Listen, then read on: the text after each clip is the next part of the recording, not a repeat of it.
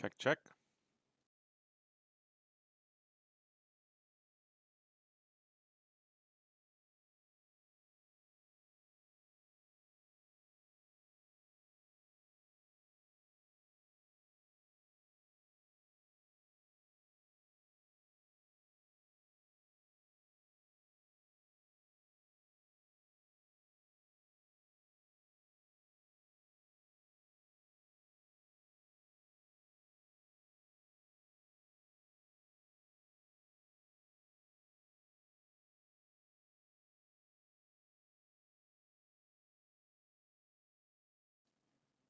Right. Greetings to anyone that might be watching and joining me for today's stream. I am pleased to say that we have recently acquired the latest release from the Just Flight store, that being the Duke. There are two primary variants, but or should we say two different versions of the aircraft, but three variants in total. So this one in particular is the Turbine Duke, a modified version of the original piston-powered Duke aircraft. For those that caught the intro to today's stream, that is a little video I found recently. Unfortunately, the quality isn't the best, of I believe it's a King Air being flown into a bush strip not too far from this location.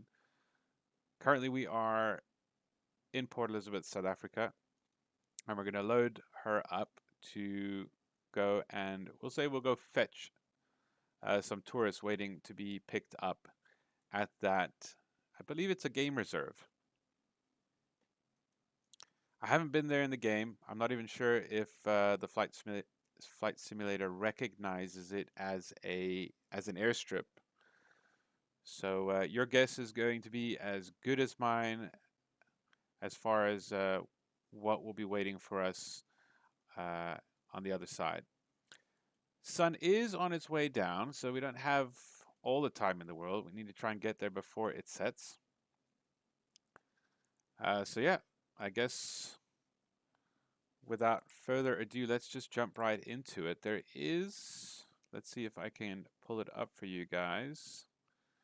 Right, so I'm trying to involve everyone in the behind the scenes, or at least be a little bit more transparent with what happens behind the scenes. So here we have the Navigraph as you would see it on a web browser.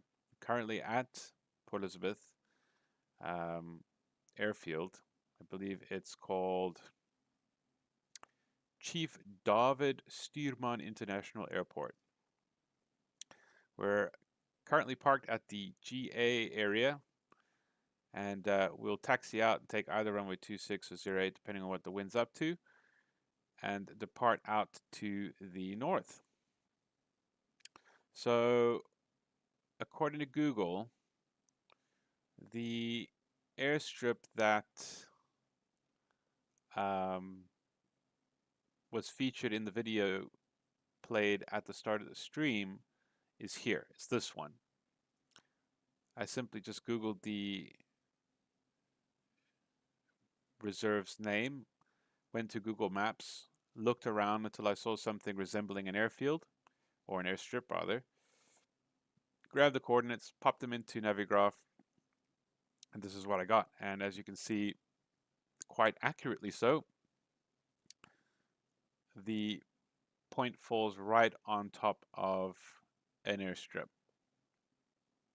somewhere in the vicinity of Graaff-Reinet. So we actually have a municipal airport here nearby. So if there isn't really anything worth landing on here, we'll make our way to Graaff-Reinet and see if we can find a decent runway to land on there. But for now, we'll be heading off to this game reserve just to the north of Port Elizabeth. While we are equipped with the GPS today, we'll be trying our hand at some good old school VFR flying. That is, we'll depart, aim for this salt lake, head, what's that, sort of northbound till we find this lake, and roughly fly these bearings to find our way to the following waypoints, this one being the small town of Pearston. And then we'll turn for a bearing basically due north and see if we can find the airfield. Depending on how high these mountains are, we might actually just follow this roadway. And you can see there's sort of like an inlet into this, it's like a little bowl surrounded by mountains. So yeah, as you would have noticed in the video. So yeah, again, try and make a direct route for this airfield. Otherwise, we'll fly along this roadway, see if we can find this little entrance, this valley entrance into this bowl-shaped area, and land on that airfield.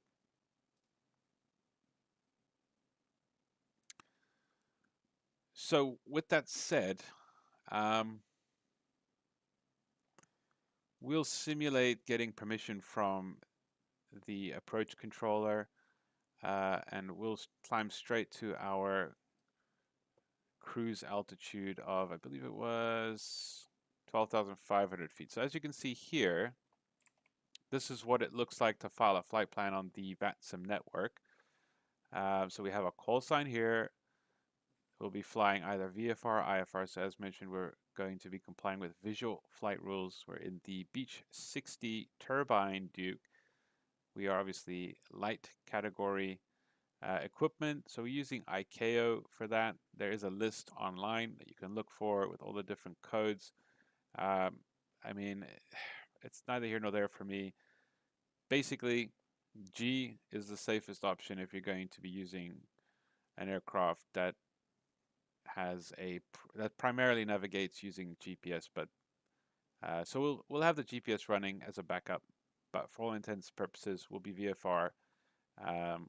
But yeah, for the sake of just putting something in there, we'll put G, as we are capable of GPS navigation should the need arise. Departing Port Elizabeth, this airfield we're flying to is not, I believe it's not officially a registered airfield, so it's we just put a placeholder there with 4 Z's, and then I like to go to the remarks area and actually specify the exact location of this Z with the name, so that the air traffic controller, should there be one online, has an idea of where it is that we are actually trying to reach. The alternate airport would be just to head back to Port Elizabeth. We are blocked to leave at 1 Zulu. It's already now 1:08, so we're about 10 minutes late, so we got to get going. Cruise altitude will be 12,500 feet. True airspeed estimated to be around 220. En route time should actually be about 40 minutes, but we'll just pad that on a little bit extra because we won't be heading direct. And we'll have about 3 hours of fuel on board, or at least try and make sure that we do. Otherwise, I'm old school. When I joined the network originally, the manual always recommended that you put in the remarks box whether you are text or voice or receive only. So there's an actual drop-down menu for that. But still, I would just put charts there just so that the air traffic controller know that I have the charts on board with me. And I've already filed the flight plan, so I'm not going to push or click that button again. So that's what we have planned for this afternoon. Let's jump right into the aircraft and get her loaded up. Beautiful aircraft, by the way. So as you can see, we have the static elements in place, so we'll remove those. Everything except for the what you call them, the chocks. They're behind here. So there's a click spot there where you can toggle them. So right now she's in her cold and dark state. We've got control locks in place, so we'll go ahead and remove those. Make sure that our flight controls and power levers are all where they should be. All the switches are in the off position. Nothing's going to jump to life. That shouldn't. And obviously the fuel tanks are selected to on. I think this is the first black square aircraft that comes with a tablet, and it's really, really nice. I wish they would add this to the TBM, as it's super useful and super fun. So as you can see, this is not going to be a review, so I'm going to try and stay away from reviewing the aircraft specifically. You guys can just kind of have a look at what it is that I'm doing, just to get an idea of what exactly is on offer with this aircraft. But as I've mentioned, we are configured with the GTN 750 and the 650 as our secondary, but we will be using our eyes to look outside the window to navigate. So before we remove the chocks, we just want to make sure the parking brake, which it is, the chocks can be removed, and we'll have our co-pilot remove all the covers while we handle the rest of the preparations here. So it will be myself and the co-pilot, my goal weight of 80, I'm about 82 now, 83, so let's make it, yeah, all right, 82. Co-pilot will make him a little bit lighter. And like I said, we're going to fetch the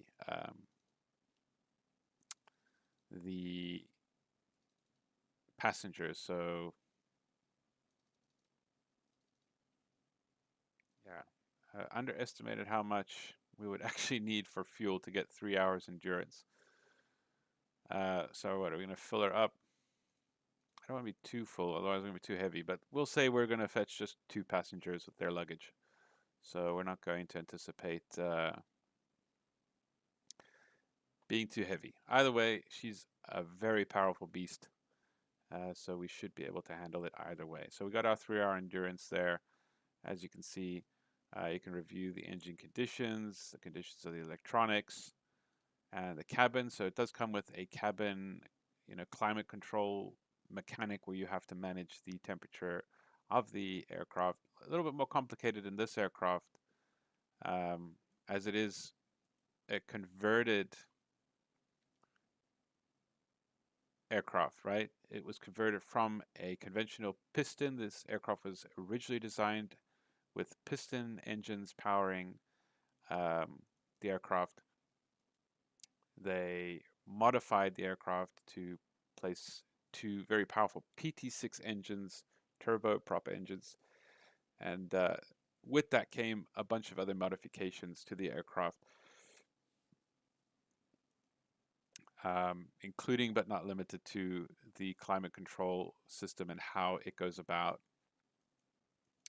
managing the internal environment of the aircraft. Anyways, I think we're happy. We can go ahead and close the front boot here by just clicking on the little key, drop it in there, and we can have the co-pilot close the cabin door.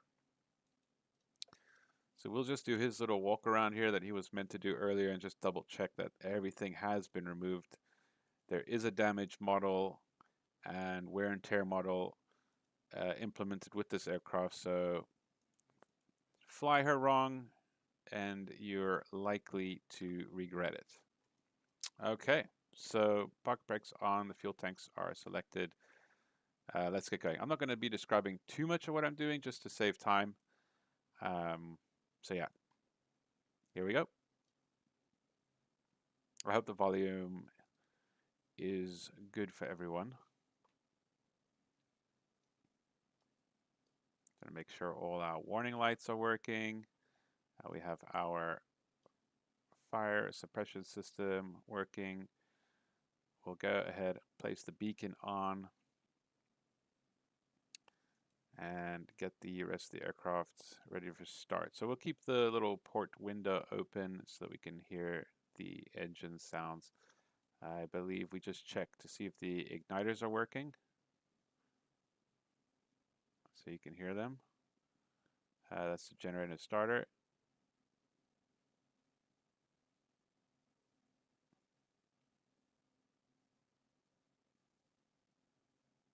So those are the wing pumps. Just increase the volume here. I don't know if that works for you or only me. And I believe we are ready to go here. So we'll start number 2 first. So we'll go ahead and put the wing pump on, hit the starter, ignition to auto, and we're waiting for, I believe it's 15% or 14%. We'll wait for 15. And then we'll bring the introduced fuel into the engine here. Coming in, watching that ITT gauge, making sure we don't over temp. So it can go over that first red line, that's not a problem. And about 52%, we can turn off the starter. There it is, starter comes off. And the engine stabilizes.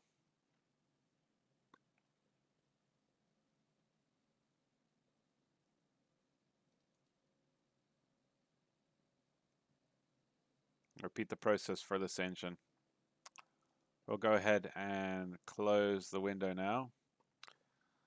Pump on, starter engaged, ignition to auto, keeping an eye on the NG there, waiting for that 14%.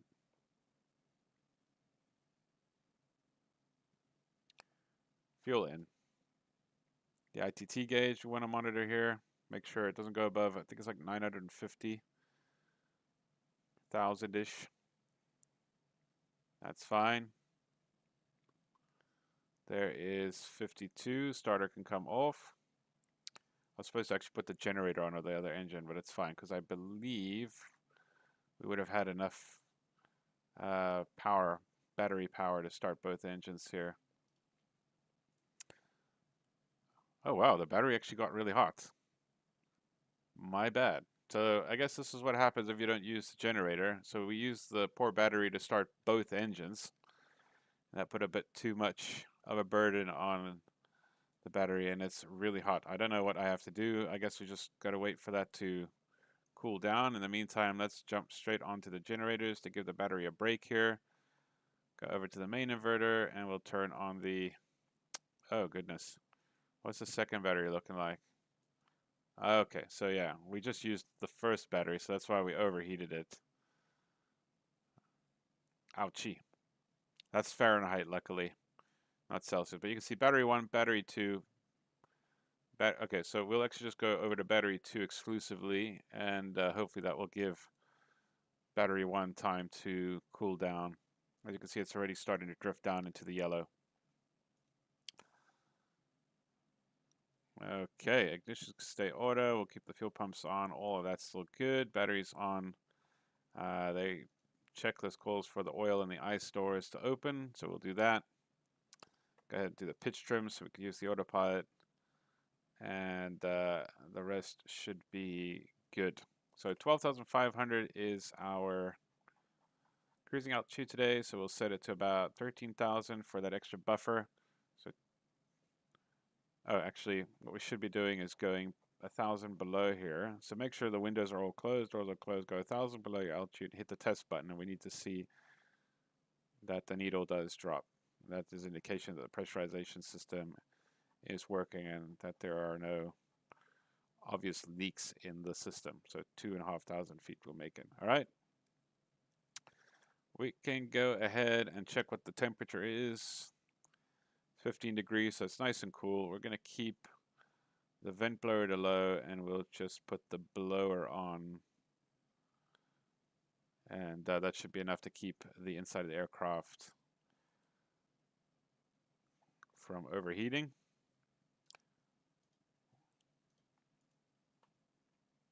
We'll set the field elevation into the barometric pressure, so it's 299.2 today. Otherwise, looks all right. We didn't lose any circuit breakers through all that, and we can see, yeah, battery is now in the yellow, so that's cooling down. Okie dokie. Not going to be using the GPS today as a primary source of navigation, so we'll just go ahead and let's put the TCAS on this guy, and just the map view on this guy. Turn on a transponder. Weather's on standby. Everything else is looking good. I don't know if you can hear the radios.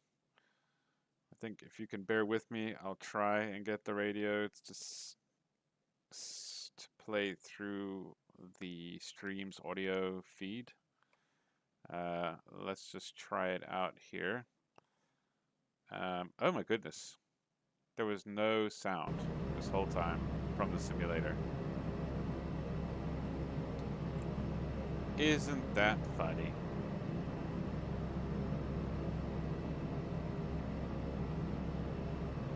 I am not starting the stream over, so we'll just go with it. We're just going to log on to the network here quickly.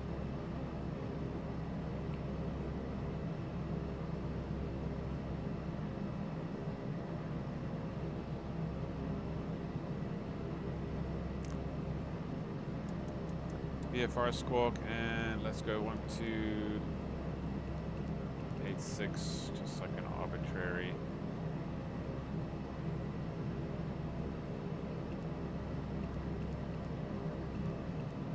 Frequency to just do my radio check on. Monitor 1 and 2. Check, check. Check 1, 2. Alright, I can hear myself. Just stand by while I double check the stream.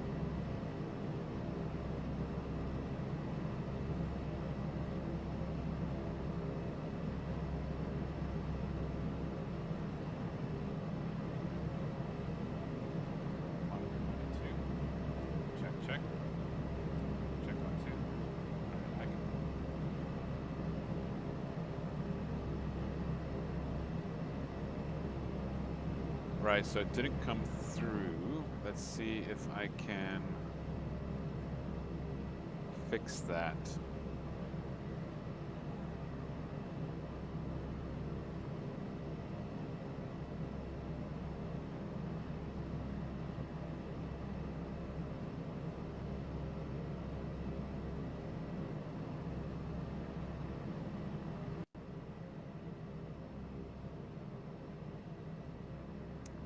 Check, check, 1, 2. 1, 2.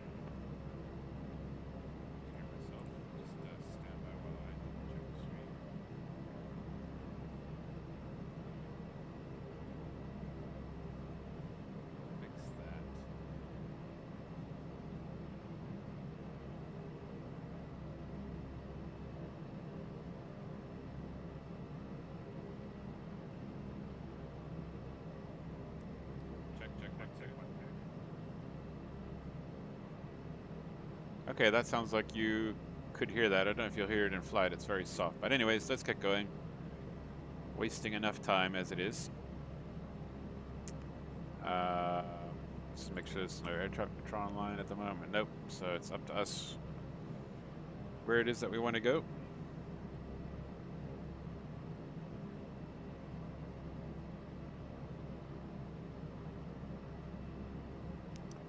Just loading the flight plan up on my, there we go, my tablet here.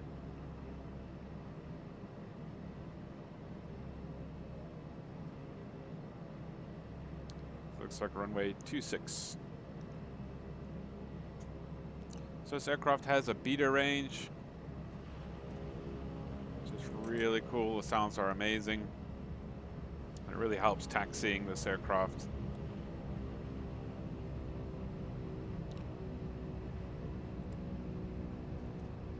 Port Elizabeth traffic. Oops, let's just go back to the radio frequency. There we go. Port Elizabeth traffic, Zulu Sierra Tango, Lima Papa, taxiing to runway 26 from General Aviation parking. Port Elizabeth traffic. Okay, doesn't look like there's anyone coming or going. Start of the westerly facing runway is to our left here.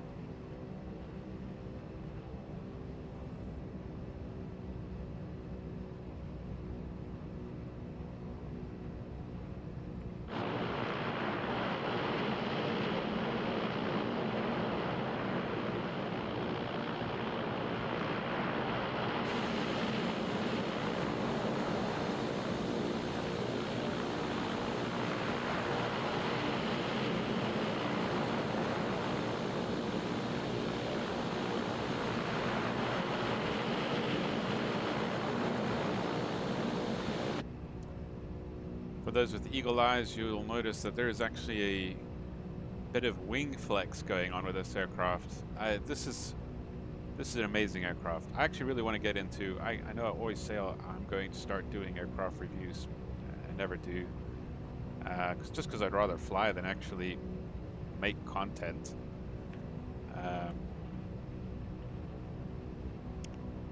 But yeah, I really feel like I could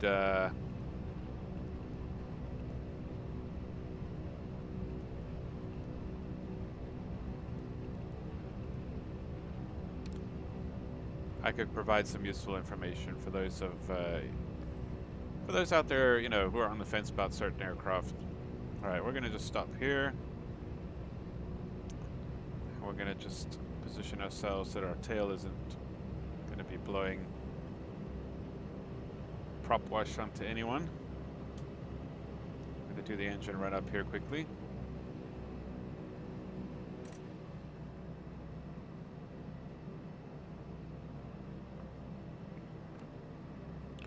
So a little brief engine run. The checklist calls for you to check the trims and the autopilots, but ain't nobody got time for that today.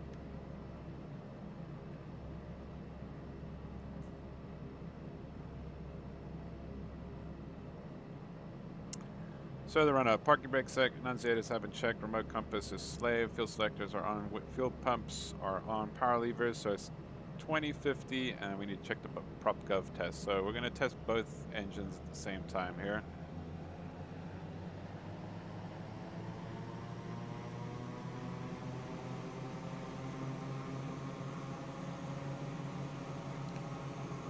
So I'm looking at these gauges. We're trying to get them about 2050.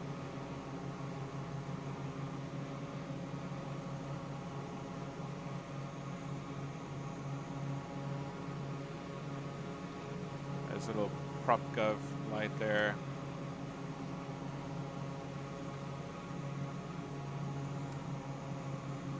So it should stop at about 2000.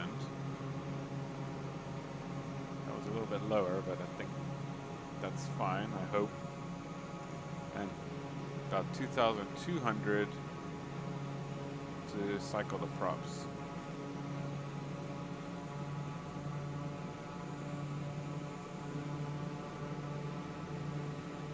Look at how the aircraft's jumping around on its brakes. I mean, this thing is so immersive. So we'll check. Apparently we gotta bring the props down to about 1500 RPM to exercise them properly.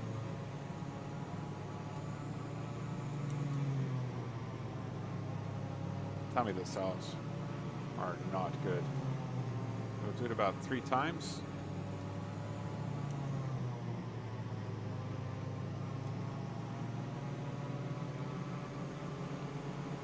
I just want to double check all the other engine instruments here. Make sure instrument air is good, and oil pressures and temperatures are all good.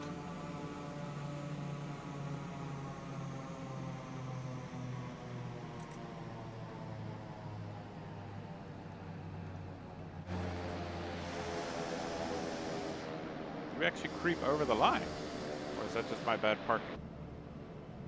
All right, so we're gonna just prepare for takeoff here. We're gonna use flaps to approach, trim, bottom of the greenish, and we're gonna go with the strobes, recog, taxi lights, because why not?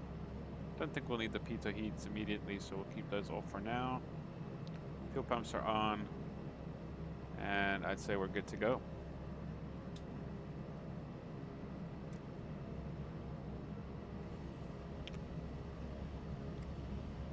Port Elizabeth traffic, Zulu Sierra Tango Lima Papa, lining up departing runway 26, right and turn out to the north, climbing flight level 125. Port Elizabeth traffic.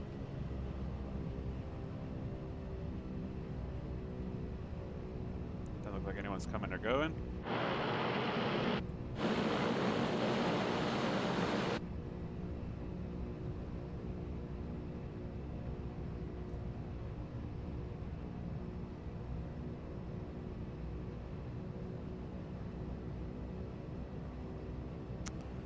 And off we go.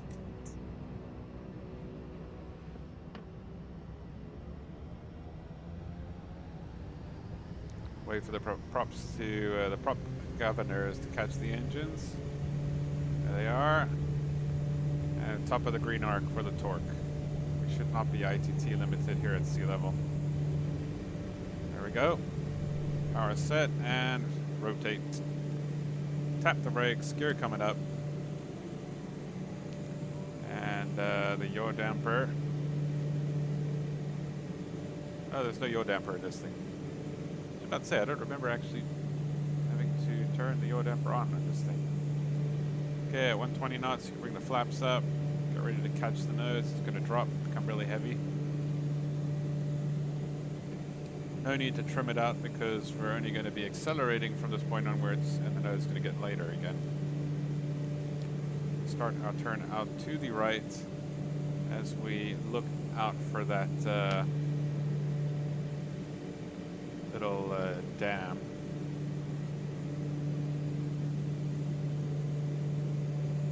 I forgot to actually turn on the transponder. We're going to do that quickly. Luckily, no air traffic control online for now.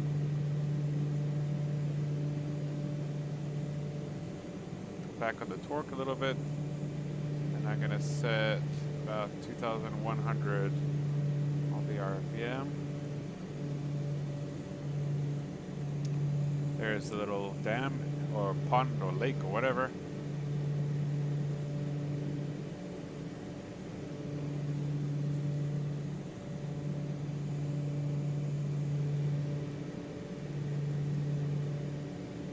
Like I said, we're going to assume that the air traffic controllers have given us permission to enter the airspace and climb to our cruise altitude.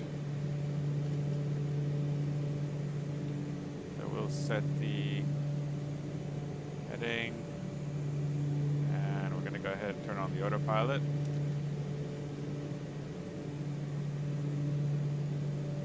And do the after takeoff checks. So check that the wheels are up, lights are off, same with the flaps. I make sure that the cabin is climbing, so it is pressurizing. And taxi lights can come off. We'll leave the recognition and the strobe lights on. Sort of already well below 10 degrees Celsius, so I figure it's only going to get colder. We'll turn the pitot heats on, and the ice deflect doors can come off. I think those things are similar to your inertial separator, which prevents fog from entering the engines should you encounter any.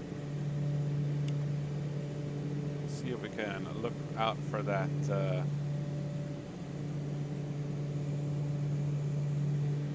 lake. But yeah, I think we'll continue on. Yeah, we're going to continue sort of on this northerly heading until we find the other lake. That second lake we were referring to earlier, but I think we're a little bit too far to be seeing it now. So there's the lake on the GPS. And the new bearing to the new lake, or next lake, will be 044. We're at about 010. So let's do that. And we'll just keep an eye out for significant drift as a result of wind.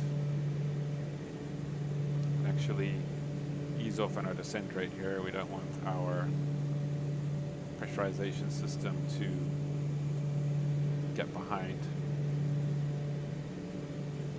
as it is possible to outrun your pressurization system of this aircraft. So I think, yeah, we go ahead and turn off the ignitions. I believe the wing pumps stay on. We'll keep the oil cooling doors open for now because the engine is running hard. We are currently just above 2,100 RPM. Keep the torque at about 1,000 for now.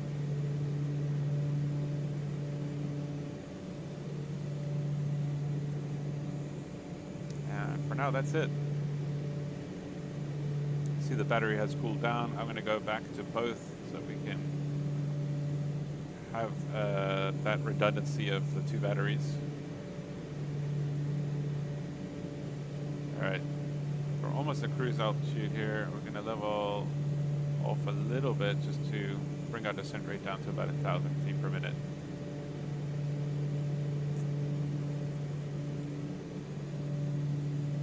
Hope you guys can hear me. I feel like probably not. It's very loud.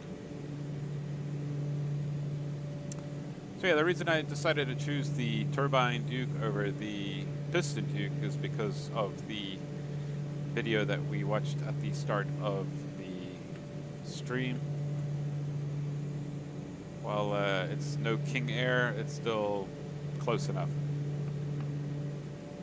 Okay, so here's another sort of feature. You can see low-high lights here. This will be an indicator of whether the cabin temperature is being allowed to get too low or too high. So you can see it's a very cool 6 degrees in here right now. So we're going to have to fix that. So what we can do is we can go to the auto heating mode and put the vent blower on high and see if that helps.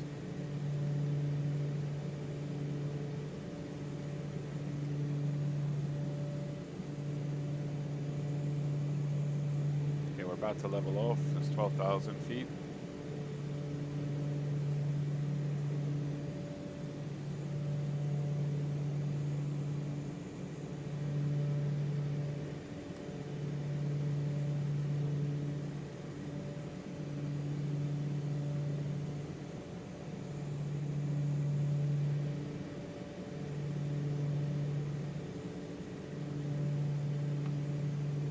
All right, we're leveling off.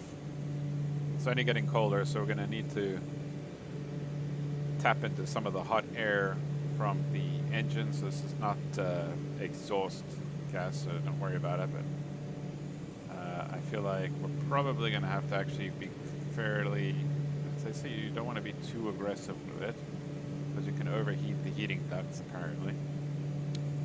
Alright, so now we're going faster. The oil cooling doors can close, and we can tell the engine to chill out a little bit. About a 700 degrees on the ITT should be quite comfortable for the engine, so we'll leave it at around, what's that, about 900 pound-foot torque. And we'll come to, well, that's going to change, or should change as we bring the engine back to about 2,000 RPM. Let's bring it to 1,900 just to calm things down a little bit.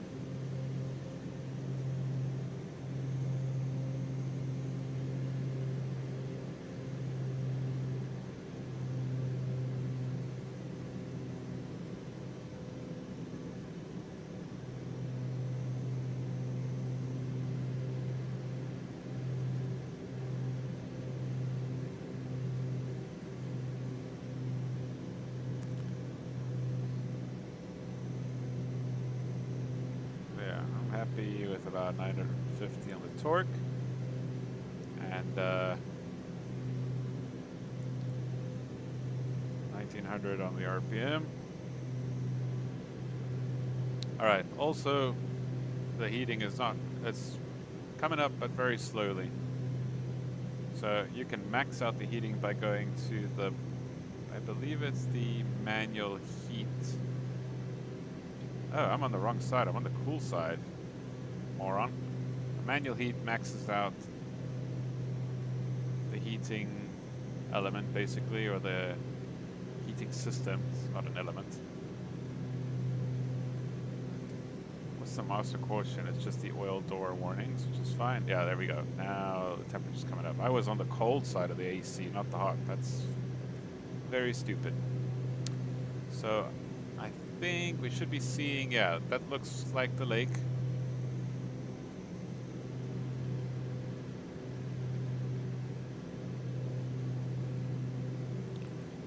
I can bring up the Navigraph window again.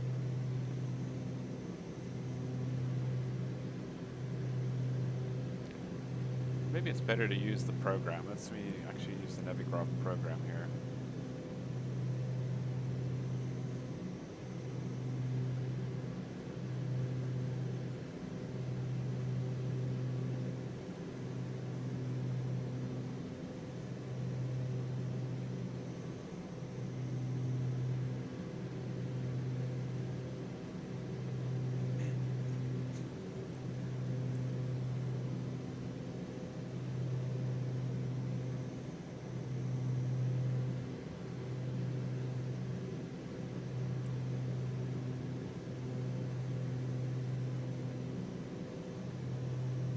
Now it needs to update.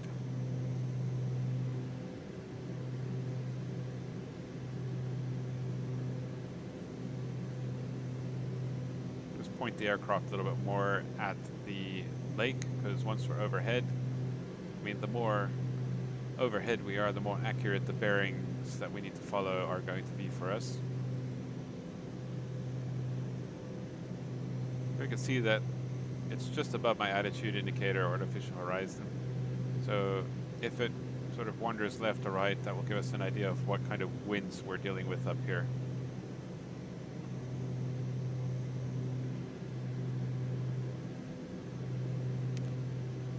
There we're almost top of the green arc there. It's very smooth air today, not much turbulence, so I think I'm happy to keep it where it is, the speed. There was no need to change or reset the altimeter 1013 because that's what it was on the ground. So it's already reset, so to speak. And we just double check everything else just to make sure we have not exceeded any tolerances. And also just to double check, you can see that the aircraft is pressurized. Currently we're flying at 12,500 feet. But the inside of the aircraft is pressurized to just over 2,000 feet. So it's significantly more comfortable for us in here with the difference in air pressure.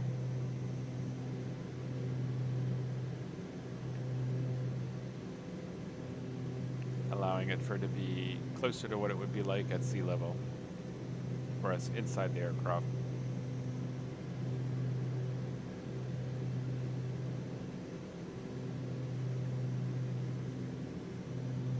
Alright, let's see if Navigraph is ready.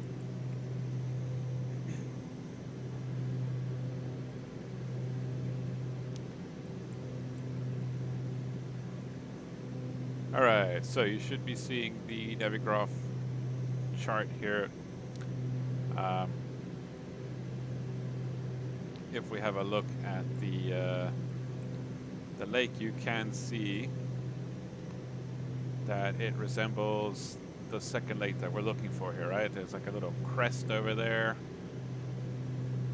and a little arm reaching out there, and you can see there's the crest, the arm reaching out with the main body of water there, and the river extending out. So this is almost certainly the lake that we're looking for. You can see these ridges, this mountain range here that we've had to cross to get there to see it. And we can again see that there is mountain range or a ridge of mountains sort of standing in between us and the lake. So it looks like we're drifting a little bit to the left here, not too much, but that's center the lake on our flight path here a little bit more. And you'll be able to see that the new bearing from this lake is going to be about 30 degrees, 280 to 8 degrees magnetic. And we're looking for this little,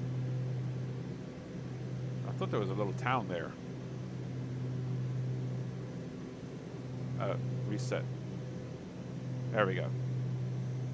There's a little town over here. So a little lake, town.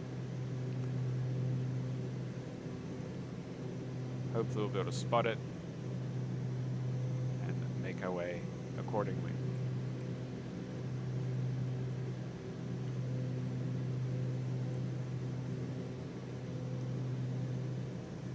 Beautiful day for flying, a little bit hazy. but I don't think there's much wind today. Oh, sorry, forgot about the... Oh my goodness, forgot about the cabin temperature here. So we'll close all the heating ducts and go back to... Let's go manual cool just to bring it down nice and quickly, because everyone should be sweating right now. This is a drawback of not being able to feel the temperature. So let's give it about a minute, and then we can start our turn. But we can also check the GPS to see whether we're directly over this or not.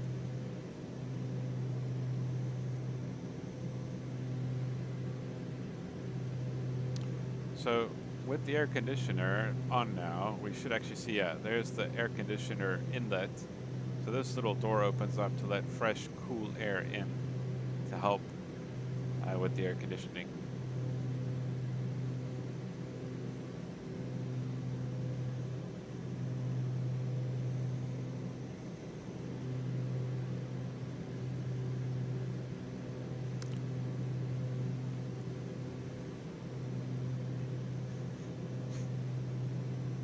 All right, the lights out. We're sort of wandering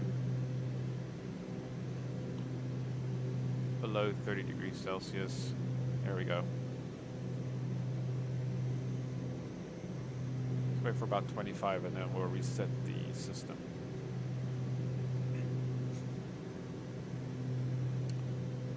Because it's pretty cold up here, I mean, you can see the outside air temperature is... What's that? It looks like it's almost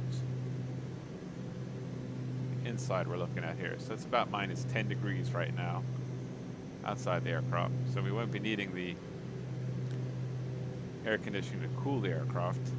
So once we go back over to heating to keep the inside of the aircraft from drifting down to minus 10, we'll go heating, and you'll see the air conditioning door close. So there's 25. Before we do that, let's just quickly turn to face the bearing. What was it? 028?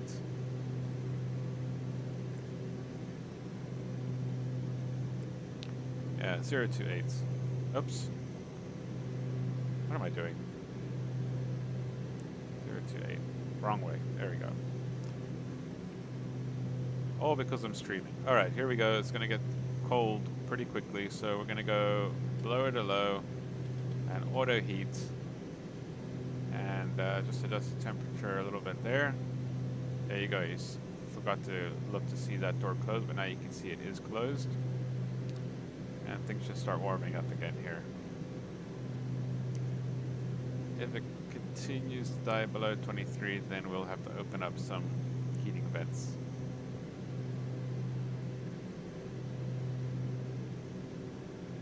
But 23, anything around 21, I would reckon, is comfortable.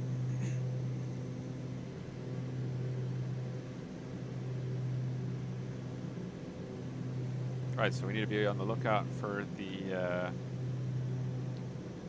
little town. Part of VFR flying is, you know, dead reckoning, which simply put is just working out how long it's going to take you to get to your next point. So we know it's 35 miles, and we have the luxury of having a GPS that gives us our ground speed, so we're going at about 230 knots across the ground. So speed equal to distance over time. We know that time will be equal to distance over speed. So that would be 35 over, let's do 229 for now, to be precise.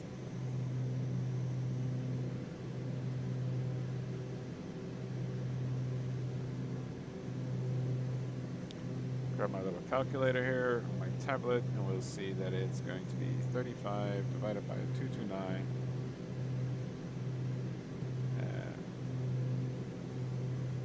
Times 60. It'll take 9 minutes to get there.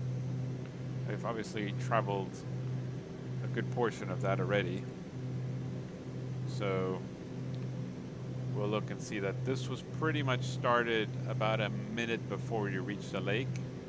So at the 10-minute mark, we should be overhead the town. So about a minute before that, we'll have a look out the window and see if we can actually identify it.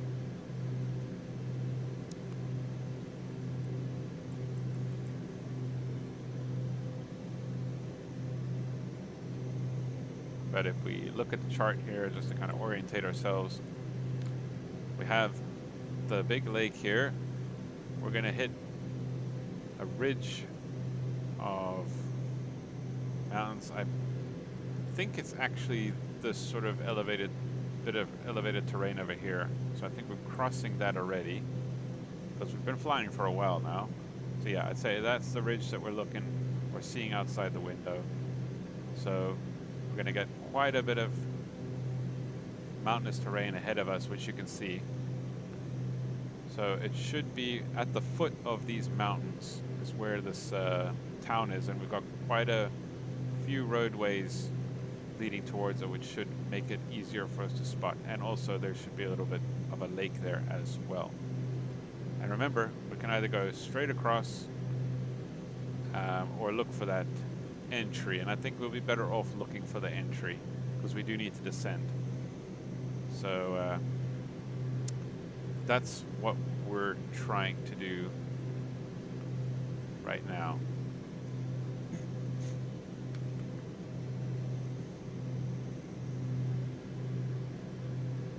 Put our binoculars on.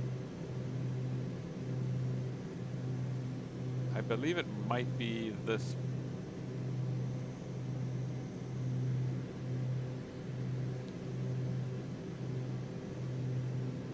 I think that's a little lake there. So yeah, I'm fairly certain there's some roadways leading to it, a river with a little, might be a lake or a pond there. We'll check when we're closer, get a better look.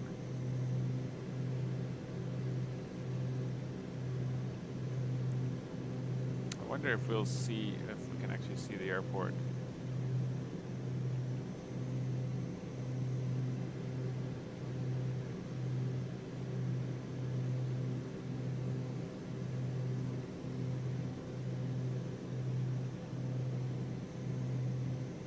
I think this is the bowl, maybe. It might be in there somewhere.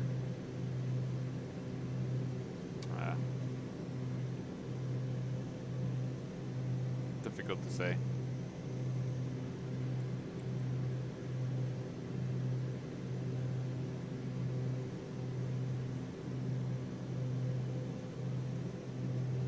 So we're about a minute away from the 9-minute mark. Don't want to wait too long because the place will fall under our nose.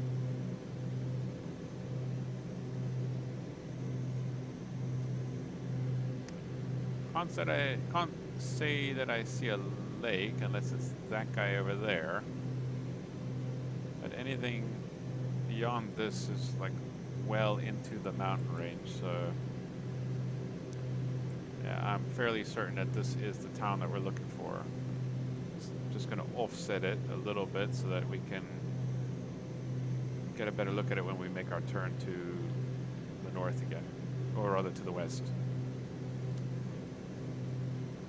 Northwest. No, it's to the north actually.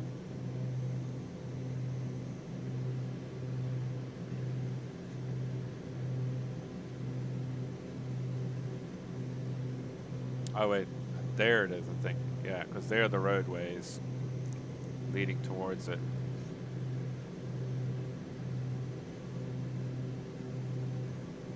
Yeah. That looks like a town.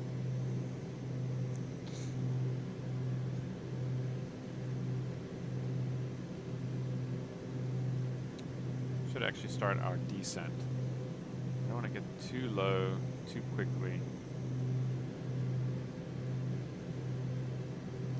I'm scared I won't be able to make out the way into that.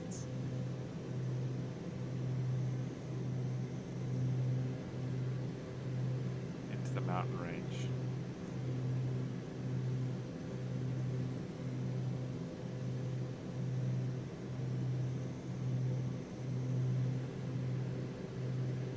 I mean,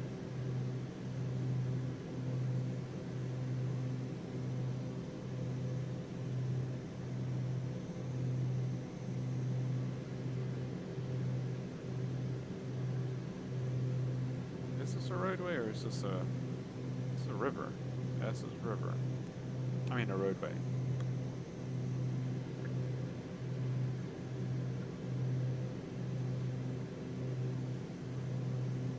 Alright, let's make our turn to the north.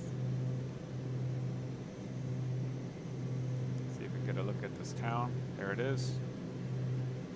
Look at the detail, man, the scratches on the paintwork. Yeah, this has to be it. And this is the road that theoretically we should be able to follow. So we'll do that. Because north is what we're facing at now, so that airport needs to be... You know what? I wonder if this is the bowl. No, it can't be.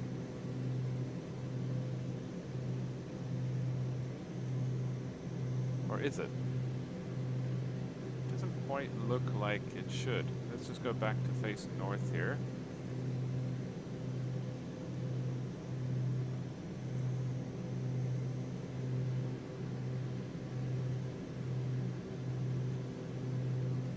So the air, oh, I wonder if this is the bowl.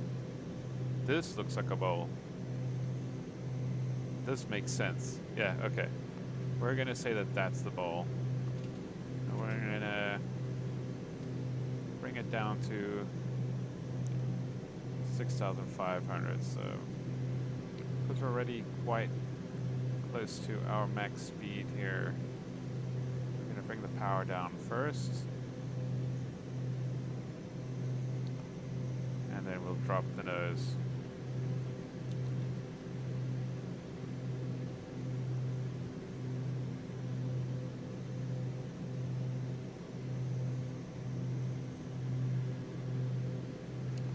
Also, we'll want to reset the pressurization system here. Problem is, I don't know what the elevation of this place is. Looks to be a little bit higher than Crawford Net, which actually is at 2,600, so we should actually climb the inside of the aircraft. Let's make it 3,000. I think that'll be a safe. If we descend below 3,000, the pressure should equalize with the atmospheric pressure. Beautiful. Look at this, man. Beautiful terrain. Man, what will we do without Flight Simulator 2020, man? Go back to Ortho 4XP. So, I mean, I'm not 100% sure, but that could be the bowl I'm looking for. The road I'm supposed to be following is there.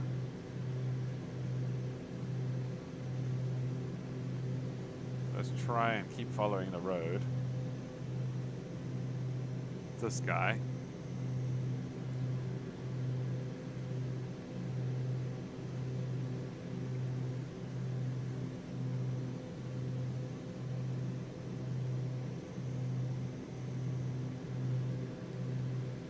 If it merges with another big road, then we know, like if it runs dead into perpendicular with another big road, then we know we've gone too far. You know what I just remembered? I forgot to turn my recognition lights off.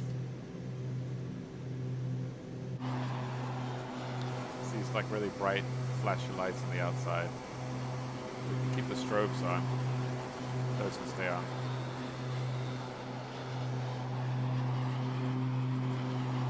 Beautiful. Come back on the power a little bit more because you can see we're at the top of the green arc there.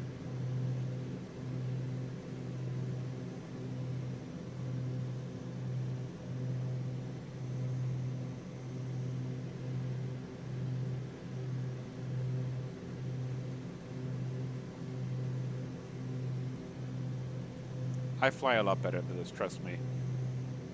It's just that whenever I stream, it's like nerves take over or something. All right, wait, did I see, put the binoculars back on here. So there are smaller roads that it should hit with, but it shouldn't go on. So yeah, it still goes forward, so we still got some time. In fact, it could be this road we need to follow inward, so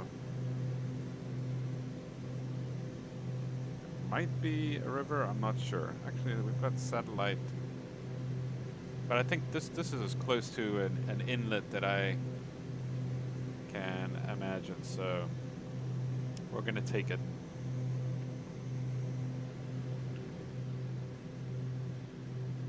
I think this is the bowl, and this is the inlet that we saw.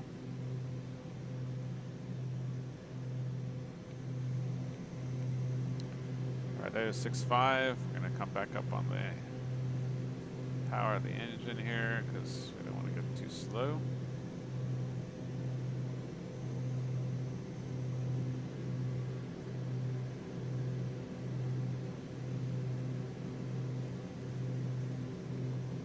About 180 knots should be good.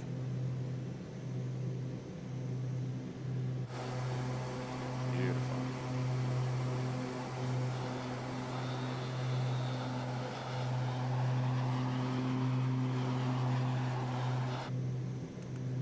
Maintaining 25 degrees Celsius inside, which is good.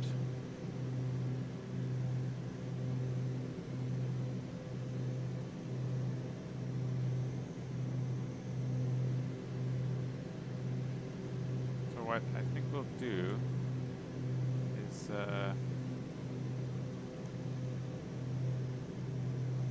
Crawford Net, which is F-H-E-R. Yeah. This airport. We'll get that one, you know, direct to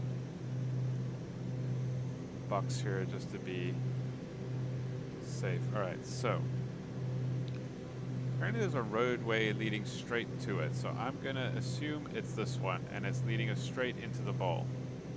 So this is looking quite convincing, I'm not going to lie.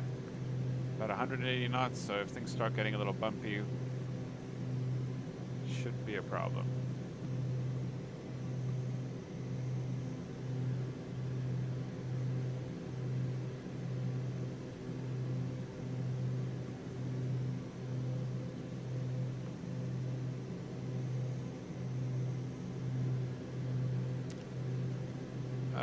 Alright, so now what we can do is disengage the autopilot.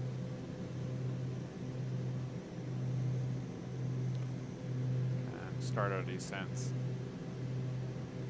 Manually fly the rest of the way.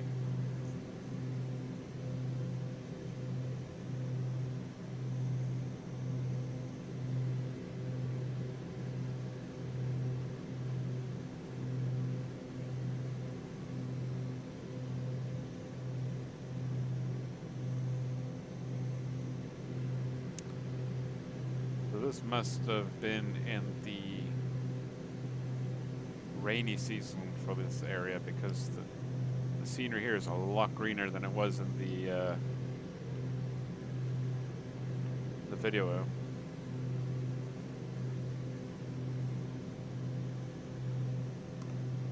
So this road looks like it runs right towards the airfield, and the airfield's to the right of the road. I think I might actually see it in front of us. I dare say that's it. Yeah. Back on the power a little bit more here. Turn those recog lights on just for extra visibility. Fuel pumps are on.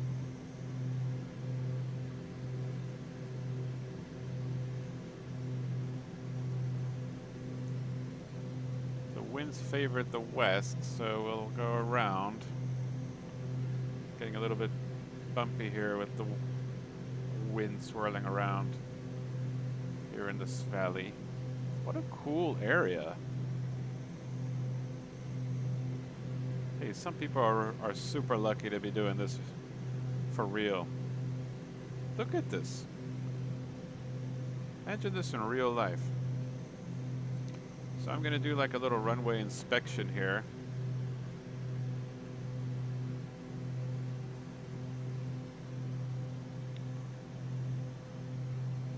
Go all the way back on the power. Excuse the gear warning. We'll see if this is actually something we can land on in the simulator. I drop the approach flaps here. Maintain about 110 knots.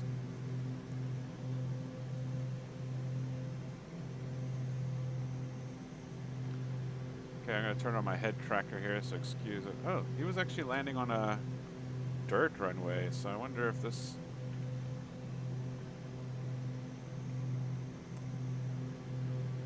He was landing, yeah, that's interesting.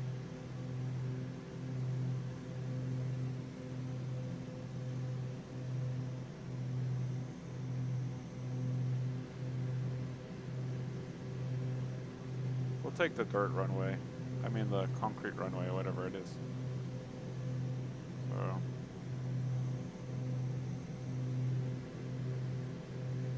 Alright. Turn the head tracker off here. Now we need to concentrate. So fuel pumps are on, the lights are as they should be. Get some power to the engines here. We don't want to get too close to the mountain range. Basically going to hug it as we make our little U-turn. Don't want to bring the wheels down just yet. Don't want to cause too much drag. Still have the approach flaps out.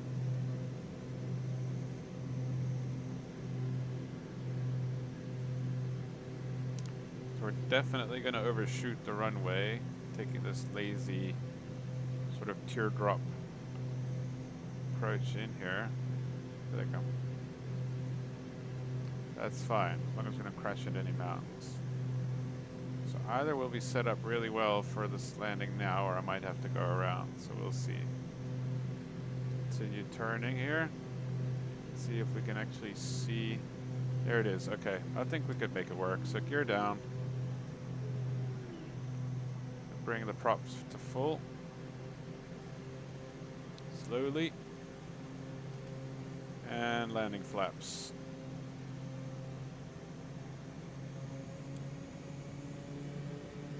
Gear down, lights are as they should be. The fuel pumps are on.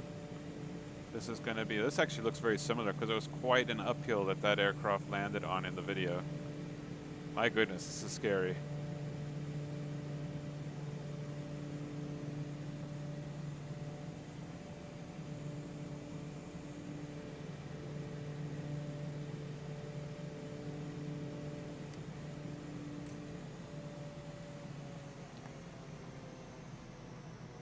Okay, we're going around. No, we're not. We can use the uphill to our advantage here, and our reverse thrust should be fine. There we go.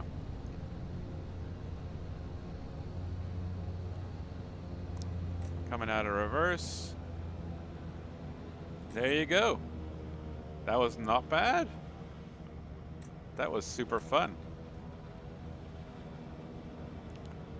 Using differential thrust. I'll go ahead and taxi to that random building there. That was awesome. Not bad.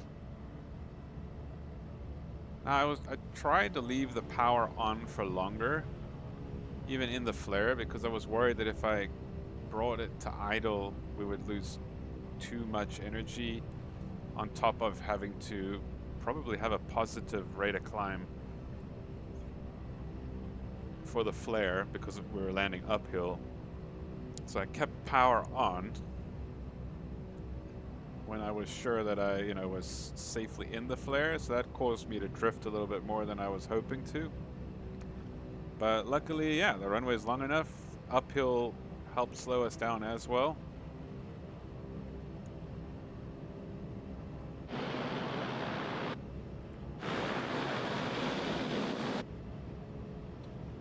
So it actually worked out.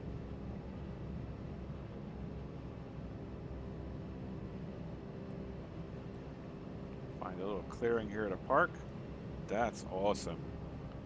That actually didn't look too bad. I mean, it didn't have that lip that the airfield had in the video, but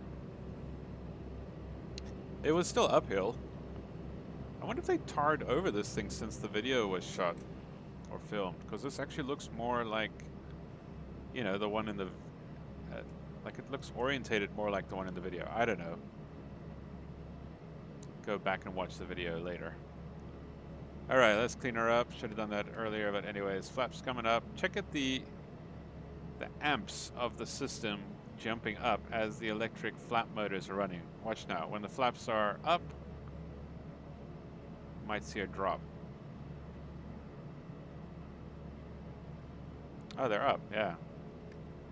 Yeah, you see them going up as soon as they drop off. That's so cool. So that should go without saying that the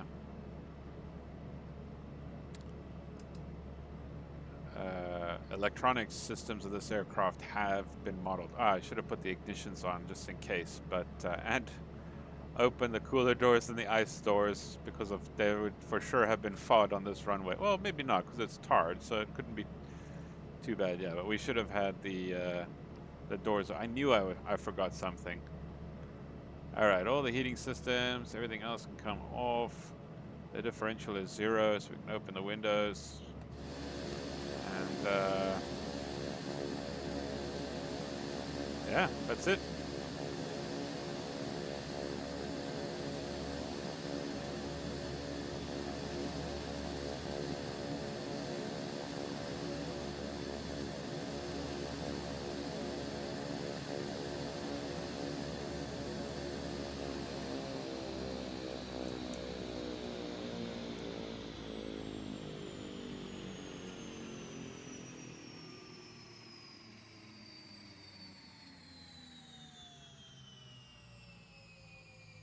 Awesome sounds.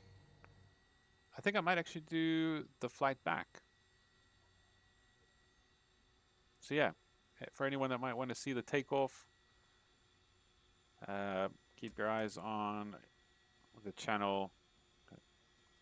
Maybe in the next half an hour I might jump back on. We'll see. Not making any promises though. For now, thanks to anyone that may have joined me for this live stream. I hope you enjoyed it as much as I did. Man, it's so cool that you can just, find random airstrips as you would find them in reality. Again, not necessarily looking exactly like they do in real life, but the fact that the terrain is very similar and, you could see, right? I mean, I was just visually navigating my way from a visual reference point to, the next point, and we found our way here. And very similar to the video, similar enough for it to be super fun. And I think the flight simulator does recognize it as an airstrip because it's actually showing a windsock, and it's got a little building here as well. So normally, if it doesn't recognize it as an airport or an airfield, it doesn't populate the strip with anything like, buildings and windsocks and things. Let's see if we can check the little map here. Yeah, there you go. It does has its own little custom code, ICAO code for the airfield, so it does actually recognize it, which makes it even better. So yeah, thanks again for joining me, and I hope to see you in the next one. I plan on making this a series. I've flown to a few game reserves in the past couple weeks. It's been super fun. It's so satisfying having to try and hunt for these airstrips, and the added bonus of actually having to